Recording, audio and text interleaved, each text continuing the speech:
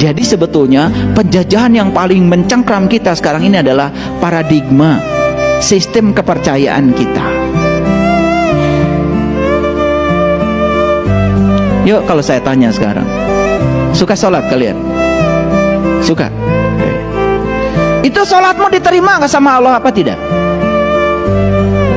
Jawab dong, diterima apa tidak? Belum tahu. Berarti kita masih dijajah oleh keraguan kita sendiri.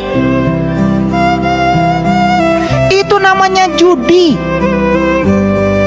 Judi itu bukan main kartu, bukan sabung ayam.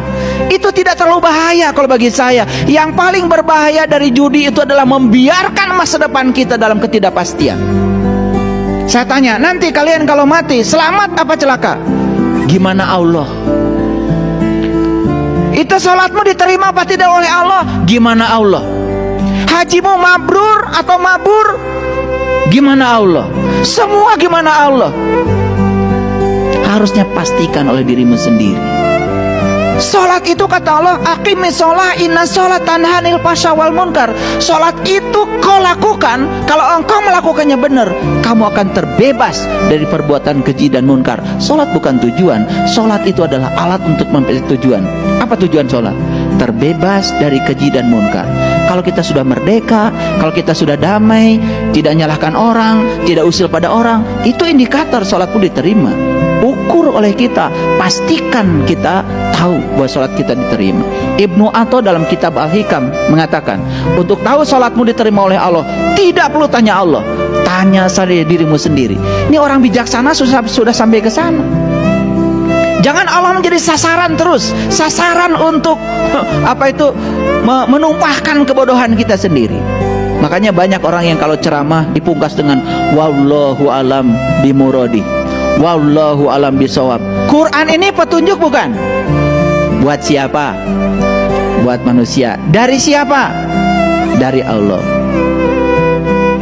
Nah, Quran ini ibarat lampu, ibarat rambu-rambu lalu lintas.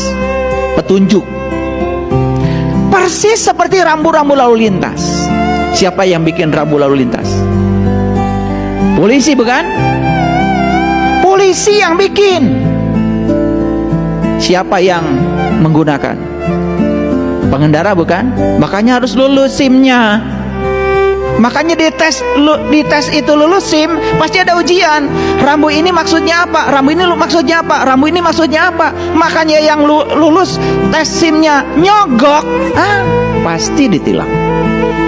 Kalau itu rambu, kita nggak ngerti. Boleh tanya nggak sama polisi? Pak polisi, rambu ini maksudnya apa? Kok tanya saya? Kan Bapak yang bikin. Loh kok kamu tanya? Biar saya ngerti, supaya saya tidak salah jalan. Baik, kata polisi. Apa jawaban polisi? Hanya polisi yang tahu.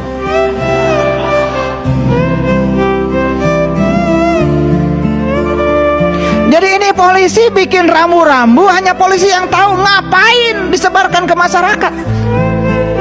Allah bikin alif lam mim, alif lam ra dan lain sebagainya, hanya dia yang tahu. Ngapain disampaikan pada Rasulullah? Ngerti maksud saya? Allah bersamamu, lebih dekat padamu daripada urat nadi lehermu. Kemana aja selama ini? Gak usah tanya keluar. Makanya kalau ada masalah, jangan cari jalan keluar, cari jalan ke dalam. Keluar terus. Emang ini di luar banyak yang tahu? Belum tentu. Yang pura-pura tahu banyak. Saya sudah membuktikan. Puluhan tahun saya cari ilmu, diusir terus. Dan orang yang tidak tahu kalau ditanya malah marah. Gitu. Jadi alif lam mim artinya apa? Alif lam ra, hanya Allah yang tahu. Nerima kalian? Wah, kemarin nerima. Setelah dijelaskan begini baru mikir, oh iya ya. Kalau hanya Allah yang tahu, ngapain difirmankan ke kita? Bukankah itu petunjuk buat kita? Betul nggak? Ini saya cuma mengajarkan kritis saja. Karena ciri manusia abad 21 itu 5. 1 kritis, 2 kreatif, 3 kolaboratif, yang 4 komunikatif, yang kelima compassion. Cinta kasihnya besar.